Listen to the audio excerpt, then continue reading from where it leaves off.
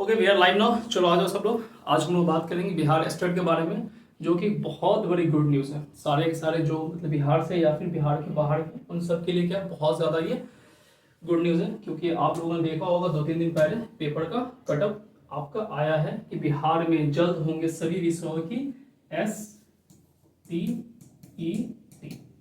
ये आपने देखा है, दोनों सब्जेक्ट में लिया जाएगा, पेपर 1 में भी और पेपर 2 में भी लिया जाएगा। पेपर 1 होता है 9 to 10 के लिए और पेपर 2 होता है 11th and 12 वाले स्टूडेंट के लिए। तो ये तो लगभग कंफर्म है कि बिहार में वेस्टेड होगा, बिहार में वेस्टेड होगा। लेकिन कब होगा, कैसे होगा, इसके बारे में भी शिक्षा विभाग ने इस पर चर्चा हो चुकी है। तो हम लोग धीरे धीरे एक एक करके सारी चीज़ें बात करेंगे इस वीडियो में कि कहाँ से कब स्टार्ट होगा, कैसे फॉर्म भरना है, एलिजिबिलिटी क्राइटेरिया क्या है, सब्जेक्ट कॉम्बिनेशन क्या है, वो सारी की सारी चीज़ें हम लोग एक एक करके यहाँ पे देखेंगे। नोटिफिकेशन, तो सबसे पहले बात करते हैं कि नोटिफिकेशन कब आ सकता है, इसकी पॉसिबिलिटी क्या है। तो नोटिफिकेशन की जो पॉसिबिलिटी डेट जो अभी जो बन रही है वो आपका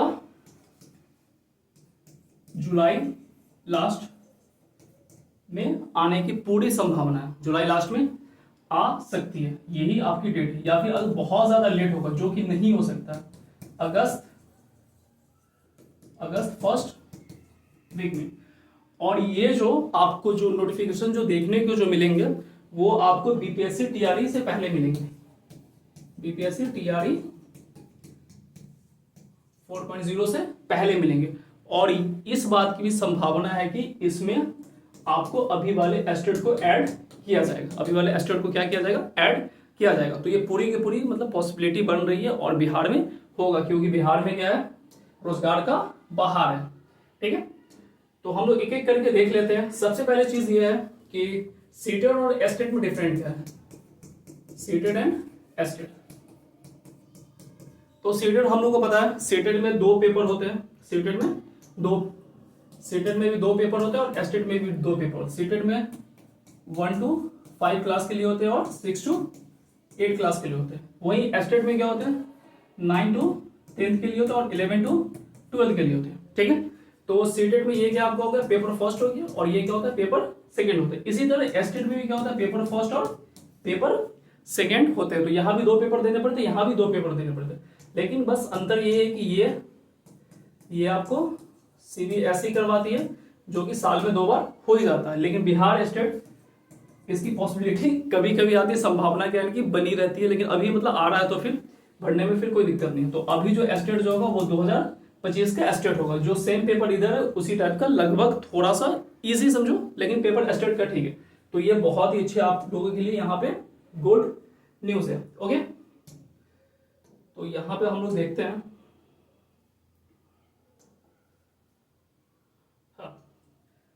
सबसे पहली चीज ये है कि एग्जाम पैटर्न क्या हो सकता है। तो बिहार स्टेट का जो एग्जाम पैटर्न है उसमें 2 पेपर आते हैं, पेपर फर्स्ट और पेपर आपका सेकंड। पेपर फर्स्ट में जो होगा वो 100 मार्क्स के होते हैं। ठीक है, ओके, पेपर फर्स्ट जो होगा वो आपका 100 मार्क्स का होगा, जिसमें आपको सब्जेक्ट चूज करना होगा। सब्जेक्ट का होगा, चूजन सब्जेक्ट होगा। मान लो कि जैसे कि मैं सोशल साइंस पढ़ाता हूँ, तो सोशल साइंस में से मान लेते हैं कि मेरा क्या है, सोशल साइंस यानी सामाजिक विज्ञान है। ये क्लास 9-10 का बता रहा हूँ, 9 to 10 का। तो फिर इस सोशल साइंस से मुझे 100 क्वेश्चन आएंगे। ठीक है, और ये 100 मार्क्स के होंगे। इस क्वेश्चन हैज 1 मार्क्स। ओके, दूसरा जो इसमें जो पेपर जो आएगा वो क्या होगा, टीचिंग एबिलिटी और अदर। इसमें मतलब मैथ्स और रीजनिंग भी होता है, जो हम आगे वाली स्लाइड में देखेंगे। और ये कितने नंबर के होते हैं, 50-50 नंबर का दोनों होता है। यानी टोटल जो हमारा एग्जाम लेता है वो कितने नंबर के लेता है, 150 नंबर का एग्जाम हमारा होता है। और सारे के सारे एग्जाम कैसे होते हैं, एमसीक्यू होते हैं। ठीक है, और ये कैसे होंगे, तो ये कंप्यूटर बेस होते हैं, कंप्यूटर बेस एग्जाम होते हैं। ओके, उसी तरह से सेम अगर देखा जाए तो पेपर 2 की मैं बात कर लूँ, तो पेपर 2 क्या है, 11-12 के लिए चूजन सब्जेक्ट। जैसे कि मान लो कि किसी का मतलब पॉलिटिकल साइंस है, राजनीति विज्ञान, तो वो इस राजनीति विज्ञान का 100 नंबर का लेगा पेपर, और दूसरा क्या लेगा, वही जो सेम इधर है वही लगभग सेम ही रहता। तो ये 50-50 मार्क्स है, यानी यहाँ भी टोटल कितने मार्क्स हो जाएंगे, 150 मार्क्स का दोनों आपका हो जाएगा। और ये 2.5 घंटे का पेपर रहता है। और ये भी कैसे होते हैं, बिल्कुल एमसीक्यू। पेपर कैसा है आपका, बिल्कुल एमसीक्यू है। ओके,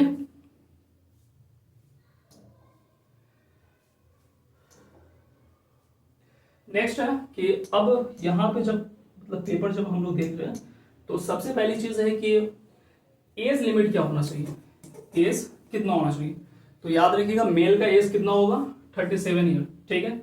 मेल ये जनरल की मैं बात कर रहा हूँ, ठीक है। अगर कोई रिजर्वेशन से आता है तो फिर उसके लिए एज थोड़ा सा ज्यादा है, जो कि काफी एज है, आप लोग देख सकते हैं। दूसरी चीज है कि जनरल का अगर फीमेल होगा तो फीमेल को कितना साल चाहिए, 40 साल। 40 ईयर्स भी क्या होते हैं, बहुत ही, ठीक है। और ओबीसी जो होंगे मेल और फीमेल, इसके लिए भी कितना है 40 ईयर्स ही है, ठीक है। और एसटी एससी मेल हो या फीमेल हो उसके लिए आपको 42 यानी 42 साल रखा गया। पीडब्ल्यूडी अगर कोई मतलब विकलांग है तो उनके लिए 10 साल प्लस और ज्यादा एक्सटेंड किया गया है। और अगर कोई एम्प्लॉयड टीचर है, ठीक है, 10 साल एक्सटेंड आप यहाँ पे देख सकते हैं, यानी आपका लगभग यहाँ पे हो जाएगा आपका 52 ईयर्स, 52 ईयर्स। और अगर एम्प्लॉयड टीचर है, पहले से ही टीचर से कहीं पढ़ा हो रहा है, तो आपके लिए मैक्सिमम कितना हो जाएगा 57 ईयर्स, जो कि काफी है सबके लिए। और यहाँ पे सबसे बड़ी चीज है कि आपका मिनिमम एज कितना होना चाहिए, मिनिमम एज आपका 21 ईयर्स होना चाहिए, मिनिमम एज 21 ईयर्स। और मैक्सिमम एज अगर आप मेल है तो आपको 37 ईयर, अगर आप ओबीसी से आते हैं तो 40 ईयर्स और एसटी एससी को 42 ईयर्स। तो ये आपका बेसिक है जो आपको एज होना चाहिए, मिनिमम एज 21 टू आपका मान लेते हैं मतलब जनरल का ये ले लेते हैं 37 ईयर्स। ओके, ये एज का मेल का 37, 40, 42, 42 एसटी एससी आप देख लीजिएगा, ये ग्राफ एक वो बना हुआ है। ये यहाँ पे वही है कि आपका जो एग्जाम जो होगा वो कैसा होगा, एक एक करके देख लेते हैं। क्वेश्चन टाइप कैसा होगा, तो बिल्कुल एमसीक्यू होगा दोनों पेपर में, पेपर 1 में यानी 9th 10th में भी, और पेपर 2 यानी 11th 12th में भी कितने होंगे, 150 नंबर का होगा। और पेपर कैसा होगा, बिल्कुल कंप्यूटर बेस्ड टेस्ट होगा। आपने देखा होगा कंप्यूटर बैठ के जो टिक लगाने वाली होती है, जिसमें कभी कभी कुछ बच्चे को मतलब नॉलेज नहीं होता है, तो वो सब आप मतलब प्रैक्टिस कर ले, वो इजी है, कुछ बड़ी चीज नहीं है। तो वो ऑप्शन को टिक करने वाला था। दोनों कैसा होगा, एमसीक्यू है। 150 क्वेश्चन यहाँ भी होंगे, 150 क्वेश्चन यहाँ भी होंगे, टोटल मार्क्स 150, 2.5 घंटे यहाँ भी मिलेंगे, 2.5 घंटे यहाँ भी मिलेंगे। ओके, नेगेटिव कोई मार्किंग नहीं होती है, तो आप पूरा का पूरा ऑल क्वेश्चन यानी सभी क्वेश्चन को अटेम्प्ट करें, कोई नेगेटिव मार्किंग नहीं है, जो कि एक बहुत ही गुड न्यूज है। तो नो नेगेटिव मार्किंग है, एक सही होगा तो 1 नंबर मिलेगा, ठीक है। ओके, नेक्स्ट है कि जो हमारा जो स्पेसिफिक जो सब्जेक्ट है वो 50 मार्क्स का। तो 50 मार्क्स में क्या क्या चीज पूछे जाता है वो मैं आपको बता देता हूँ एक बार। ओके, तो 50 मार्क्स में जो है ना, पहले तो आपका कोई भी मतलब स्पेसिफिक सब्जेक्ट, मान लो कि किसी का मतलब ज्योग्राफी पेपर 2 की बात कर रहा हूँ, पॉलिटिकल साइंस है, या फिर ऐसे मान लेते हैं, सॉरी मान लेते हैं किसी का साइंस है, किसी का क्या है एसएसटी है, किसी का हिंदी है, या फिर कोई भी मतलब लैंग्वेज है, तो वो 100 मार्क्स तो वो ऐसे चूज करेगा। ओके, सेकेंड है कि आपको टीचिंग ऑफ आर्ट्स, इससे 30 मार्क्स आते हैं, इससे क्या आते हैं 30 मार्क्स आते हैं, 30 मार्क्स आते हैं। और एक चीज मैं और आपको बता दूं कि ये जो 30 मार्क्स जो होते हैं ना, वो आपका इजी है, वो आपका क्या है सीटेट से इजी है, सीटेट से क्या है बहुत इजी है। आप जब पढ़ोगे 30 मार्क्स तो इजिली आप 30 में से 30 भी ला सकते हो, वो कोई बड़ी चीज नहीं। तो ये इजी है, 30 मार्क्स ये क्या है बहुत इजी है, ठीक है। ये आपका मतलब जीके जीएस है जो आपको पढ़ना पड़ेगा, तो 5 नंबर के लिए ज्यादा नहीं होना परेशान, जो आपके माइंड में। और अगर आप पहले से कहीं पढ़ रहे हैं या फिर किसी चीज का भी है तो वो सारी चीज आपको रिपीट कर लेना है। मैथ्स भी आपको कितने नंबर के आएंगे 5 नंबर का। ओके, और रीजनिंग में कितने मार्क्स के आते हैं 5 नंबर का। यानी जो आपका आर्ट ऑफ टीचिंग है, जिसको मान लीजिए हम लोग मतलब सिंपल लैंग्वेज में सीडीपी बोल देते हैं, तो वो आपको 30 मार्क्स। उसके बाद आपका सेकेंड क्या है इन्वायरमेंटल साइंस, ये मतलब बेसिक चीज है, अगर आपने पढ़ा हो तो ऐसे भी आपको आता होगा। तो 5 नंबर का ये है आपका, और मैथ्स 5 नंबर का, और रीजनिंग 5 नंबर का। तो टोटल यहां से यहां तक टोटल कितने 50 मार्क्स के, और ऐसे टोटल कितने 150 नंबर का है ये आपके। ओके, नेक्स्ट यहाँ पे है कि पेपर 1 और पेपर 2 में लगभग इसमें सारे के सारे सब्जेक्ट हैं, आप काउंट भी कर सकते हैं, देख भी सकते हैं। हिंदी लैंग्वेज का उर्दू, बंगाली, मैथिली, संस्कृत, अरबी, Persian, Bhojpuri, English, math, science. Okay, social science, special education, physical education, fine art, dance, और भी है, घबराने का नहीं, और भी है, वो आप पेपर के कट में देख लीजिए। क्लास 12 में थे Hindi, Urdu, Bengali, Maithili, Sanskrit, Magadhi, Pali, Prakrit, Arabic, Persian, Bhojpuri, English, maths, physics, chemistry, biology, botany, zoology, history, geography, political science, sociology, economics, philosophy, psychology, home science, commerce, computers science, agriculture, music. Okay, तो काफी ज्यादा सब्जेक्ट है। अगर आप धीरे धीरे भी करेंगे तो आपके पास एक अच्छे खासे सब्जेक्ट आपको देखने को मिलेगा। अब यहाँ पे एक चीज में यहीं पे आपको मैं बता दूं कि पॉलिटिकल साइंस में यही यूट्यूब पे मैं पूरी की पूरी पॉलिटिकल साइंस में कराने की मैं कोशिश करूंगा। आप लोग क्लास 11-12 की बात कर रहा हूँ, 11 और 12 की, और 9 to 10 का अभी मैं थोड़ा सा देख रहा हूँ, उसमें कुछ होता है तो मैं अपडेट करता हूँ।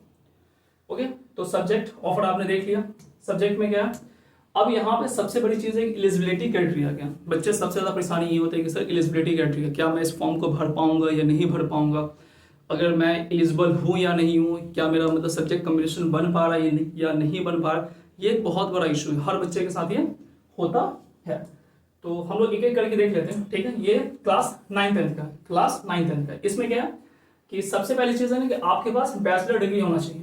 मान लो कि जैसे कि एक सब्जेक्ट मैंने लिया इस पीपीटी में हिंदी, तो हिंदी आपका होना चाहिए, हिंदी के साथ, हिंदी है ना, हिंदी से आपका क्या होना चाहिए, मतलब ग्रेजुएशन डिग्री यानी बी आपका हिंदी में कंप्लीट होना चाहिए। उसके साथ साथ जो है ना प्लस आपका बीएड होना चाहिए, 2 साल का, 2 इयर्स का बीएड होना चाहिए, 2 इयर्स का बीएड होना चाहिए। ओके, ठीक है।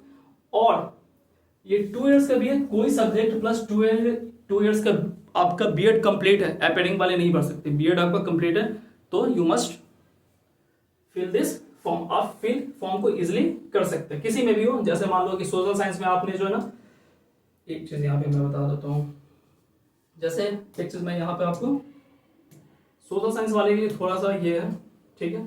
मान लीजिए कि आपके पास क्या है, सोशल साइंस सब्जेक्ट है, ठीक है। ध्यान से देख लीजिए क्योंकि ये बहुत इंपॉर्टेंट है आपके लिए। ओके, तो ये सोशल साइंस जब आपके पास सब्जेक्ट है, तो सोशल साइंस में एलिजिबिलिटी क्राइटेरिया में यह क्या आता है कि ग्रेजुएशन में कोई 2 सब्जेक्ट पढ़ा होना चाहिए। 2 सब्जेक्ट में जो ना 2 सब्जेक्ट कंपलसरी है, यानी आपको हिस्ट्री और प्लस ज्योग्राफी, जियोग्राफी, ये 2 सब्जेक्ट आपका पढ़ा होना चाहिए 2 साल कम से कम। ओके, अगर आप ये 2 सब्जेक्ट पढ़े हुए हैं, ठीक है, ये आप 2 सब्जेक्ट पढ़े हुए हैं, या आप इसको मतलब सब्सिडरी में पढ़िए या फिर ऑनर्स में पढ़िए, कोई दिक्कत नहीं, लेकिन ये 2 सब्जेक्ट आपको पढ़ा होना चाहिए। अगर आप नहीं पढ़े हुए हैं, इसके अलावा ये नहीं पढ़े हुए हैं, तो फिर आप कुछ भी पढ़िए, आप फॉर्म नहीं फिल कर सकते। ये मैंने सोशल साइंस का मैंने आपको बताया है। तो ये होना ही चाहिए, ये आपके लिए का हिस्ट्री और ज्योग्राफी, ये दोनों होना ही चाहिए। ओके, ये दोनों क्या होना चाहिए, होना ही चाहिए। ओके, तो हिस्ट्री ज्योग्राफी आपका हो गया, प्लस हिस्ट्री ज्योग्राफी के साथ साथ जो है ना आपको ये 2 होना ही चाहिए, ये बिल्कुल मतलब कंपलसरी हो गया। प्लस आपका क्या होना चाहिए, बीएड होना चाहिए, बीएड आपका होना चाहिए। ओके, इसमें कोई डाउट, अगर आप ये फिल कर रहे हैं तो आप सामाजिक विज्ञान में आप 9th क्लास 9 to 10 आप फिल कर सकते हैं, अदरवाइज आप नहीं कर सकते हैं। फिर मैं कह रहा हूँ नहीं कर सकते, क्योंकि बहुत सारे बच्चे का सब्जेक्ट कॉम्बिनेशन बन ही नहीं पाता और वो बहुत ज्यादा परेशान होते। तो सोशल साइंस में ये 2 सब्जेक्ट आप ग्रेजुएशन में पढ़ा ही होना चाहिए। ओके, कोई डाउट, प्लस मतलब बीएड और पास होना चाहिए, ठीक है ना, एपेडिंग वाले को मौका नहीं मिलेगा, ठीक है, यहाँ पे है। ओके, यहाँ पे मैं डाल ही देता हूँ, जैसे एक सवाल आता है, सॉरी, क्या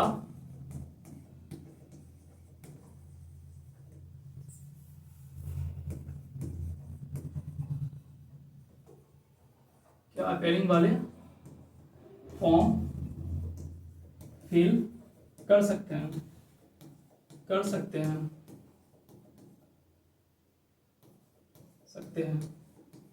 तो याद रखिएगा नहीं, अपेयरिंग वाले फॉर्म फिल नहीं कर सकते। दूसरा सवाल आपका ये आता है कि क्या अदर स्टेट वाले, अन्य राज्य वाले बच्चे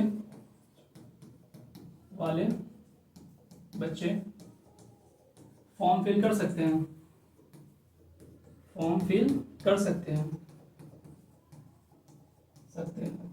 तो याद रखिएगा, हाँ, अगर आप एलिजिबिलिटी क्राइटेरिया रखते हैं तो आप फॉर्म बिल्कुल फिल कर सकते हैं, ठीक है।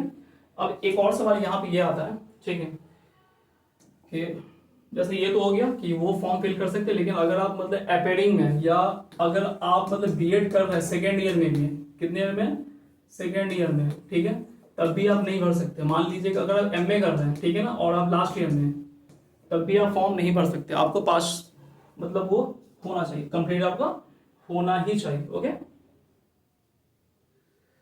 ठीक है। नेक्स्ट,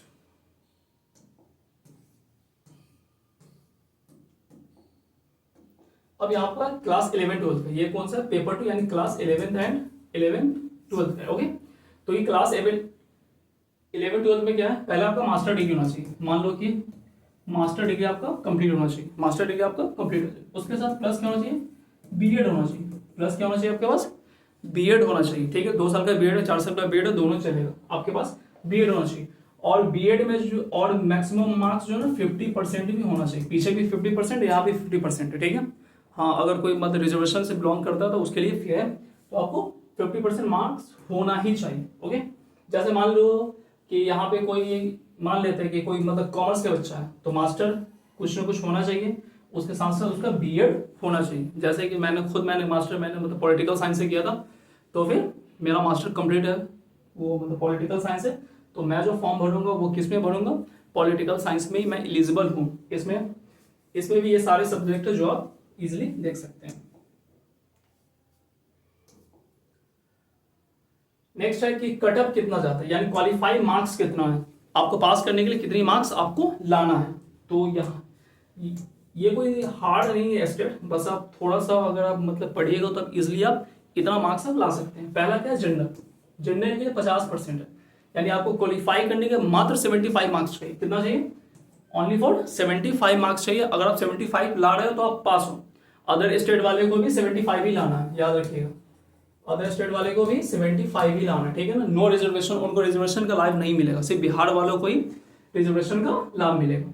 फिर से बीसी है तो उसको 45% यानी 68 मार्क्स ला रहे हैं, वो पास है। ठीक है, ओबीसी वाले को 42.5 यानी 63 मार्क्स ला रहे हैं, वो पास है, काफी कम है। और जो एसटी एससी या फिर वुमेन होगा उसको ओनली फॉर 60 मार्क्स लाना है। बहुत ईजी है। आप अगर कहीं से भी अगर मान लीजिए कि आप अगर पढ़ रहे हैं तो आप इजीली आप क्या कर सकते हैं, इसको देख सकते हैं। और ये कोई बड़ी चीज है नहीं, बहुत ईजी, आप इजीली आप इसको क्रैक कर सकते हैं। और जनरल के 75 मार्क्स, बीसी 1 के लिए 68, ओबीसी के लिए 63, और महिला या फिर पीडब्ल्यू से उसके लिए only for 40% you get only 60 marks. ठीक है, ठीक है। अब थोड़ा सा हम देख लेते हैं क्या क्या पूछा जाता है। वो जो 50 मार्क्स का मैंने दिया था वो क्या क्या पूछा जाता है। तो टीचिंग ऑफ आर्ट्स है जो आप देख सकते हैं, इसमें क्या है, focus on the child psychology. ठीक है, जो कि बहुत जरूरी है। जब आप टीचर बनने जा रहे हैं, जब वो छोटे बच्चों को पढ़ाएगा तो आपको छोटे बच्चों के बारे में पता होना चाहिए। ओके, उसके बाद क्या है, pedagogy, teaching methodology, classroom management. ठीक है, एजुकेशनल इवोल्यूशन, यानी ये लगभग जो ना आपने अगर आपने मतलब बीएड किया तो आपने पढ़ा होगा। तो ये सारी वही चीज है, और आप सीटेड होंगे क्वालिफाई, ये मैं उम्मीद करके चलता हूँ। तो कुछ ना कुछ आप पढ़ा होगा, लेकिन वहां से यहाँ पे क्वेश्चन इजी आती है। ओके, फिर क्या है, जनरल अवेयरनेस से 5 मार्क्स का आएगा। खास करके आप जो ना मतलब बिहार का देखिए, ठीक है, बिहार का देखिए ज्यादातर, क्योंकि उसी से आपको 5 मार्क्स हो जाएगा। एनवायरमेंटल ईवीएस से भी आपको 5 मार्क्स का आएगा, और मैथ से भी कितने, 5 मार्क्स। तो आप बस अर्थमेटिक में क्या क्या देखना है ना, तो पहली चीज है कि आप जो है परसेंटेज देख लें।